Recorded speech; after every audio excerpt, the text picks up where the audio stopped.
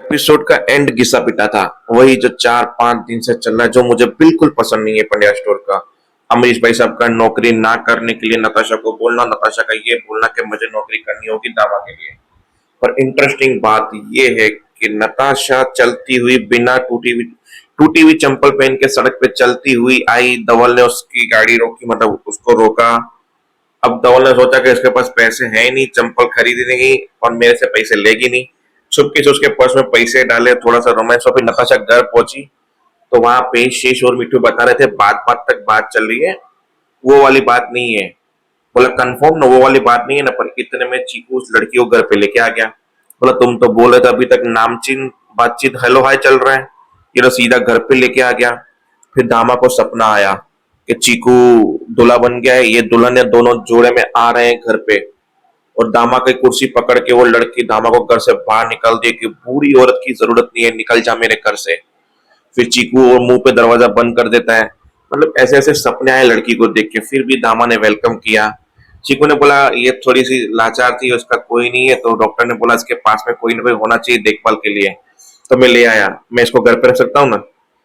बोला वैसे ये चीज तुझे लाने से पहले सोचनी चाहिए थी या पूछनी चाहिए थी। लाने के बाद तू पूछ रहा है तो क्या, अगर मैंने मना कर दिया था क्या तुम इसको वापस ले जाओगे? नहीं ना। इसको मेरे कमरे में आराम करने के लिए बोलो। फिर उसको आराम करवाया, फिर बाहर आया, पता क्या है, छोटा चीकू आने वाला है या तुम फिलहाल में शादी करने वाले हो? बोला बात कहाँ की कहाँ लेके जा रहे हो दामा, ऐसा कुछ भी नहीं है। बस जैसे दरा माँ ने मेरी माँ को सड़क से उठा के घर पे लाया था, उसके हाथ में तो छोटा चीकू था, इसके लिए लाई थी दारा।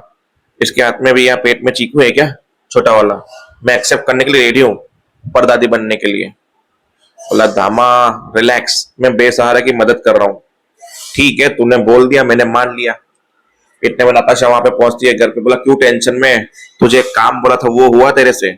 बोला उसी काम में 2 दिन से पड़ रहा था। फिर बताया कि मैं उस लड़की के पीछे भागा, उस लड़की का चेहरा पकड़ा, वो लड़की वहां से भागी। फिर किसी और लड़की के पीछे भागा, उसने मुझे थप्पड़ मारी। फिर मैं उस लड़की का पीछा करता रहा, मुझे मिली और वहां से भागी तो उसका एक्सीडेंट हो गया। एक्सीडेंट होने के बाद मैं उसे हॉस्पिटल ले गया। डॉक्टर ने बोला दवाई दवाई तो दे दी है पर इसको आराम की जरूरत है और देखभाल की जरूरत है, क्योंकि वो अनाथ है, उसका कोई नहीं है। और मैं उसको फिलहाल में घर लेके आया। मतलब जिसने गोलू को किडनैप किया वो हमारे घर पे है? बोला हाँ। वो दामा उसको हलवा खिला रही है, देखो। मतलब मेरे साथ इतना मचांड हो गया, मेरे परिवार में इतना मचांड हो गया, और दामा उसी लड़की को हलवा खिला रही है। वहां अमरीश भाई साहब के पास हरीश आया। हरीश यानी कि प्रणाली का पिता, कि ये लिस्ट है जिनको इंटरव्यूज के लिए आपने बुलाया था, ये इंटरव्यू की लिस्ट। जैसे ही अमरीश भाई साहब ने ये इंटरव्यू की लिस्ट खोली, पहला नाम इंटरव्यू में था नताशा पंड्या मखवाना।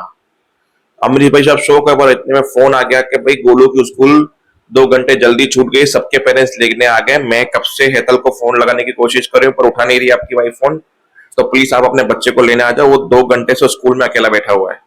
बोला मैं अब भी आया। तो अमरीश वहां पे चला गया। वहां पे कोई कांड हो या नहीं होगा आई डोंट नो, पर नताशा पंड्या की रिक्वेस्ट थी, जहां पे धवल और चिराग भी बैठे ऑफिस में बात करने के लिए। धवल की नजर गई थी कंप्यूटर पे, रेज्यूम पे, पर चिराग और उसे बात करने के चक्कर में थोड़ा सा निकल गया।